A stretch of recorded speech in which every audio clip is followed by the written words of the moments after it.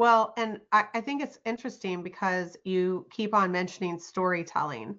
And, in social media, my experience has been that a lot of times when things go viral, it's because there was a story. There was like, somebody like was engaged. They were like, oh my gosh, I want to know how this story ends because then I'll stay and watch this video or I'll read this blog or I'll do whatever.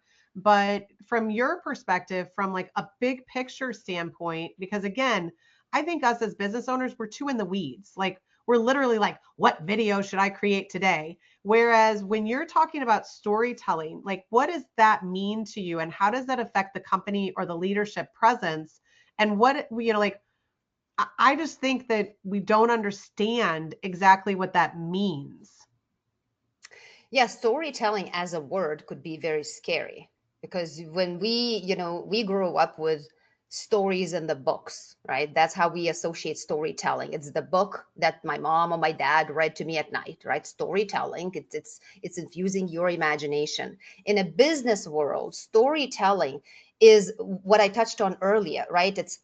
It's how do you open the curtain to your business and show the people, show the values that you run this business by, and communicate that because that essentially builds trust and loyalty with the customers, and the audiences that you're trying to reach. If you're keeping everything hidden, like a lot of large organizations, they're still stagnant. They're very slow to change. That executive presence is shielded, between multiple rounds of walls and glass walls and elevators and high storied buildings.